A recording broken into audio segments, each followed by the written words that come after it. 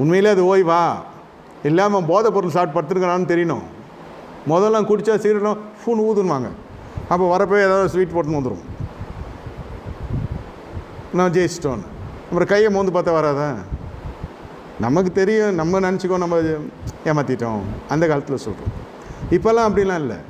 குடிச்சிட்டு வந்தால் டக்குன்னு கண்டுபிடிச்சிடலாம். போலீஸ்காரனே ஊதுன்றான். இது வீட்டில் சிகரெட் பிடிச்சிட்டு வரதோ குடிக்கிறதோ இப்போ அதெல்லாம் இல்லை.